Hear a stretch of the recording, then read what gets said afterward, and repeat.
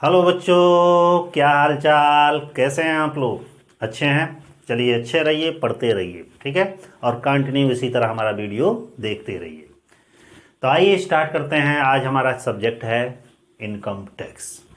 और income tax में आज नए अध्याय अर्थात नए चैप्टर के साथ आए हैं, जिसका नाम है पूंजी लाभ अर्थात कैपिटल गेन। लेकिन वीडियो स्टार्ट करने से पहले मैं चाहूँगा कि हमारे वीडियो को आप लाइक ज़रूर कर देंगे और अपने कम से कम 2 फ्रेंडों के पास शेयर करिए। बाबू, आप लोग वीडियो तो देख रहे हैं मगर शेयर नहीं कर रहे हैं। बहुत लिमिटेड वीडियो चल रहा है, लेकिन मैं चाह रहा हूँ कि अधिक से अधिक वीडियो शेयर हो। और जो हमारे चैनल पर नए होंगे तो चैनल को एक बार ज़रूर सब्सक्राइब करके बेल आइकन दबा देंगे। तो आइए स्टार्ट करते हैं इनकम टैक्स। इनकम टैक्स का आज का चैप्टर है कैपिटल गेन। सबसे पहले स्टार्ट करते हैं कि इनकम टैक्स के बारे में, कि इनकम टैक्स में 5 हेड होते हैं। बता दें, 5 हेड होते हैं, बहुत पहले ही आपको बताए थे। पहला होता है इनकम फ्रॉम सैलरी, दूसरा इनकम फ्रॉम हाउस प्रॉपर्टी, तीसरा होता है इनकम फ्रॉम बिजनेस प्रोफेशन, चौथा होता है कैपिटल गेन और लास्ट होता है इनकम फ्रॉम अदर सोर्सेस। तो इनकम फ्रॉम सैलरी और इनकम फ्रॉम हाउस प्रॉपर्टी आपको पढ़ा दिया गया। एक चैप्टर मैं छोड़ दिया हूँ, इनकम फ्रॉम बिजनेस प्रोफेशन, जो तीसरा हेड है, वो इसके बाद बताएंगे। और चौथा ये टॉपिक हमारा है अर्थात हेड है कैपिटल गेन अर्थात पूंजी लाभ। सबसे पहले स्टार्ट करते हैं कि कैपिटल गेन होता क्या। ध्यान दीजिएगा, पूंजी लाभ किसी भी पूंजी संपत्ति के, ध्यान दीजिएगा, किसी भी पूंजी संपत्ति के, कैपिटल एसेट्स के ट्रांसफर के कारण जो लाभ होता है उसी को क्या कहा जाता है? कैपिटल गेन कहा जाता है। अब कैपिटल एसेट्स क्या होती है? कि कैपिटल एसेट्स का मतलब होता है जैसे भूमि, भवन, प्लांट, मशीनें, ठीक ना, फर्नीचर्स, ये क्या है? Capital assets. आभूषण, ज्वेलरीज, ये क्या है? Capital asset. इसका ट्रांसफर करने का मतलब क्या होता है कि जब वो चीज़ हमारे पास से आपके पास चली गई, मतलब हमने आपको बेच दिया, और बेचने से जो लाभ हमको मिला वो क्या कहलाएगा? कैपिटल गेन कहलाएगा। कैपिटल गेन का मतलब है कि जब पूंजी संपत्ति के हस्तांतरण के कारण या ट्रांसफर करने के कारण जो हमें लाभ होता है या हानि भी हो सकता है, तो उसे कैपिटल गेन कहा जाता है। कैपिटल गेन में, पूंजी लाभ में 3 मुख्य तत्व होते हैं। कौन कौन से होते हैं? पहला होता है पूंजी संपत्ति, दूसरा होता है पूंजी संपत्ति का हस्तांतरण, और तीसरा होता है, क्या होता है? पूंजी लाभ की गणना।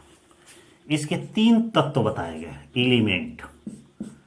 पहला तत्व इसमें है पूंजी संपत्ति, पूंजी संपत्ति माने कैपिटल एसेट्स।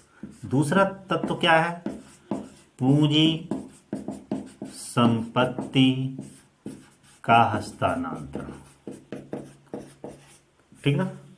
और तीसरा है पूंजी लाभ की गणना, ठीक है। ये 3 मुख्य तत्व दिए गए हैं, ओके।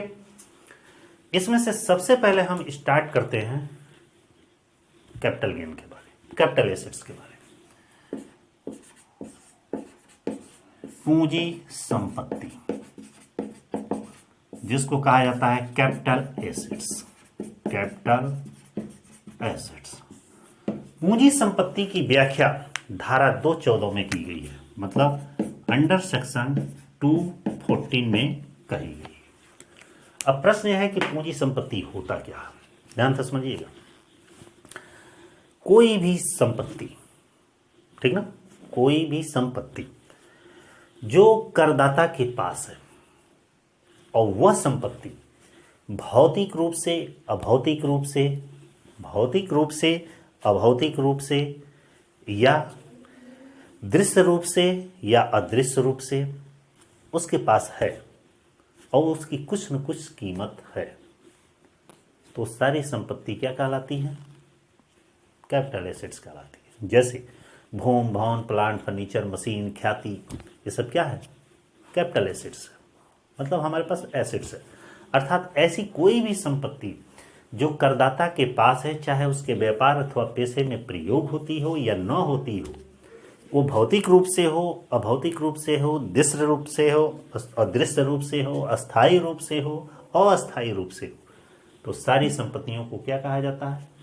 कैपिटल एसेट्स कहा जाता है। एग्जाम्पल के तौर पर मैं लिख दे रहा हूं कि भूमि, भवन,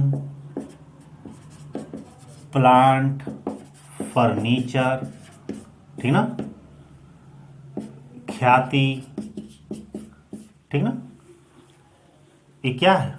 कैपिटल एसेट्स है। इसका एक और एग्जांपल लिख दे रहा हूं, चाहे वो दृश्य हो या अदृश्य हो, भौतिक हो या अभौतिक हो, ठीक है, अस्थाई हो या अस्थाई हो, ये किसी भी रूप में होती है, तो ऐसी संपत्तियों को कैपिटल एसेट्स कहा जाता है। कैपिटल एसेट्स की एक चीज है, इन्हीं का जब ट्रांसफर किया जाता है, जैसे आपके पास है और आपने किसी पार्टी के पास बेच दिया, और बेचने से जो लाभ हुआ वो हमारा क्या हुआ? कैपिटल गेन हो गया। प्रश्न यह है कि इस पूंजी संपत्ति को हमने कह दिया कि इसको माना जाता है, लेकिन अब यहां पे एक चीज और समझ लीजिए। यदि कोई कारोबार कपड़े का किया और कपड़ा बेचता है, तो कपड़ा उसके लिए कैपिटल एसेट्स नहीं होगा। ठीक इसी तरह कोई गाड़ी का बिजनेसमैन है, गाड़ी का रोज उसका काम है खरीदना बेचना, तो गाड़ी उसके लिए कैपिटल एसेट्स नहीं होगी, क्योंकि वो गुड्स कहलाएगी उसके लिए, ठीक ना। अब आइए आगे बढ़ते हैं। इसके कुछ अपवाद भी दिए गए। अपवाद में पहला अपवाद दिया गया है कि कुछ चीज ऐसी भी हैं, कुछ एसेट्स हमारी ऐसी भी हैं जिन्हें कैपिटल एसेट्स की श्रेणी में नहीं रखा गया। वो कौन सी चीजें हैं जिसे कैपिटल एसेट्स नहीं माना जाता? सबसे है पहले है व्यापारिक स्कंध। व्यापारिक स्कंध का मतलब होता है व्यापार का बचा हुआ माल या रहतिया, ऐसा माल जो बिकने से रह गया है, अर्थात इस फाइनेंशियल ईयर में नहीं बिका है, हो सकता है अगले फाइनेंशियल ईयर में बचे, तो जो वर्ष के अंत तक माल बिकने से रह जाता है तो क्या कहलाता है? रहतिया कहलाता है। ऐसे रहतिया, ऐसे स्टॉक क्या होते हैं? गुड्स होते हैं, और ये गुड्स कैपिटल गेन में कर योग्य नहीं होता है, बशर्ते कहाँ होता है? व्यवसाय अथवा पेशे में कर योग्य होता है। दूसरा, निजी प्रयोग की वस्तुएं। निजी प्रयोग की वस्तुएं। निजी प्रयोग की वस्तुएं का मतलब होता है कि वैसी वस्तुएं जो करदाता अपने पर्सनल यूज करता है, अपने घर परिवार में रखा है, तो ऐसी वस्तुओं को क्या कहा जाता है? कैपिटल एसेट्स नहीं कहा जाता है। जैसे मान लीजिए उसके पास फ्रिज है, कूलर है, बर्तन है, कपड़ा है, ठीक ना, टीवी है, वॉशिंग मशीन है, गाड़ी है, तो ये कैपिटल एसेट्स नहीं है। लेकिन यहीं पे ध्यान दीजिएगा, आभूषण है, मतलब ज्वेलरी है, तो इसे क्या कहा जाता है? कैपिटल एसेट्स कहा जाता है। ध्यान दीजिएगा, इसे कैपिटल एसेट्स कहा जाएगा, लेकिन बाकी जो सामानें हैं घर परिवार की, जैसे लाइट, बिजली, पंखा, ये सब क्या है? फर्नीचर, ये कैपिटल एसेट्स नहीं है। तीसरा महत्वपूर्ण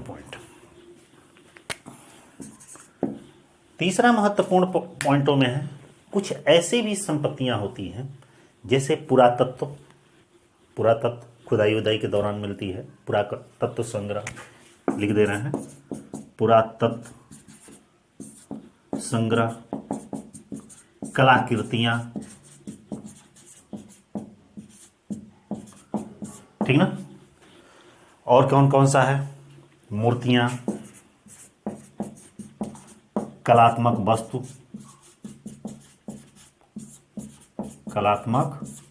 वस्तु या और भी रेखा चित्र, ड्राइंग, पेंटिंग, रेखा चित्र, ये सबको पूंजी संपत्ति नहीं माना जाता। ध्यान दीजिएगा, व्यापारिक स्कंध, निजी प्रयोग की वस्तुएं को कैपिटल एसेट्स नहीं माना जाता है, आभूषण को छोड़कर। पुरातत्व संग्रह, कलाकृतियाँ, मूर्तियाँ, कलात्मक वस्तुएं, वो रेखा चित्र, मतलब जो ज़मीन से मिली है, पुराने ज़माने की है, सिक्के वगैरह हैं, या कोई मूर्ति है या ड्राइंग पेंटिंग है, इन्हें कैपिटल एसेट्स की श्रेणी में शामिल नहीं किया जाता। अगला है चौथा, भारत में स्थित कृषि भूमि। कृषि भूमि, भारत में स्थित कोई भी कृषि भूमि को कैपिटल एसेट्स नहीं माना जाता। अब इसे कृषि भूमि कब माना जाएगा? जब नगरपालिका क्षेत्र के 8 किलोमीटर की परिधि से बाहर हो। कहाँ? ध्यान दीजिएगा, नगरपालिका क्षेत्र के 8 किलोमीटर की परिधि से बाहर हो। दूसरा चीज, आबादी, वहां की आबादी माने जनसंख्या 10,000 से कम हो। तो ऐसी स्थित कृषि भूमि को भी क्या नहीं माना जाता है? कैपिटल एसेट्स नहीं माना जाता। और लास्ट इसमें पॉइंट है स्वर्ण जमा बांड। स्वर्ण जमा बांड ये क्या होता है? समय समय पर सेंट्रल गवर्नमेंट, केंद्र सरकार क्या करती है? कुछ स्कीम निकालती हैं, स्वर्ण जमा बांड योजना। जैसे कि इसमें दिया है अनुसूचित स्वर्ण जमा योजना 1999 के अंतर्गत निर्गमित किए गए कोई भी स्वर्ण जमा बांड या स्कीम के अंतर्गत जो धन जमा किया जाता तो भी कैपिटल एसेट की श्रेणी में नहीं माना जाता। ठीक है, ये तो हो गया। अब प्रश्न यह उठता है कि यह पूंजी संपत्ति होती कितने प्रकार की है? ध्यान दीजिएगा, पूंजी संपत्ति के प्रकार। पूंजी संपत्ति दो प्रकार की होती है, ध्यान दीजिएगा। एक होता है अल्पकालीन पूंजी संपत्ति।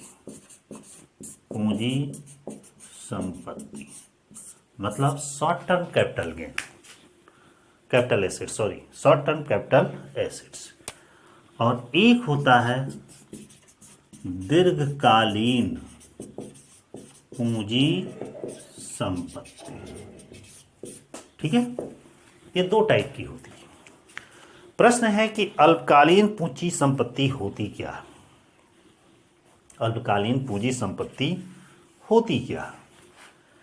ऐसी पूंजी संपत्ति, ध्यान से समझिएगा, ऐसी पूंजी संपत्ति जिसको क्रय करके 36 माह के अंदर क्या किया जाता है? अंदर बेच दिया जाता है, अर्थात हस्तांतरित कर दिया जाता है।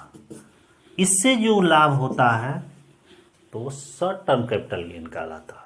या ऐसी संपत्तियां जिसका हम प्रयोग करने के बाद 36 माह के अंदर ट्रांसफर कर देते हैं तो उसे शॉर्ट टर्म कैपिटल गेन कहा जाता है। यह नियम अंशों के संबंध में मैक्सिमम 1 वर्ष निर्धारित किया गया। और इसमें क्या है? दीर्घकालीन पूंजी संपत्ति, ऐसे कैपिटल गेन जिसको क्रय के बाद 36 माह के बाद बेचा जाता या ट्रांसफर किया जाता तो उसे लॉन्ग टर्म कैपिटल एसेट्स कहा जाता। और इससे होने वाले लाभ को लॉन्ग टर्म कैपिटल गेन कहा जाता है। यहां भी अंशों के संबंध में रूल दिया गया है कि 1 वर्ष के बाद जो अवधि 36 माह है वो 12 माह की अवधि होती है। ठीक है, तो इस तरह केवल एक टॉपिक हमने जाना, केवल कैपिटल एसेट्स। बाकी टॉपिक आप बाद में जानिएगा नेक्स्ट वीडियो में। हमारा वीडियो कैसा लगा लाइक और कमेंट के माध्यम से जरूर बताएं। और बाबू कम से कम रोज इनकम टैक्स का वीडियो जा रहा है, आप देख रहे हैं, देखिए ठीक है, लेकिन कम से कम अपने फ्रेंडों के पास शेयर कर दीजिए, ज़्यादा नहीं, एक आदमी केवल 2 फ्रेंड के पास, ताकि मेरा भी वीडियो चले। रिस्पांस अच्छा मिलेगा तो मुझे बनाने में भी अच्छा लगेगा। तो ठीक है, इसी के साथ फिर कल मिलते हैं, तब तक के लिए बाय।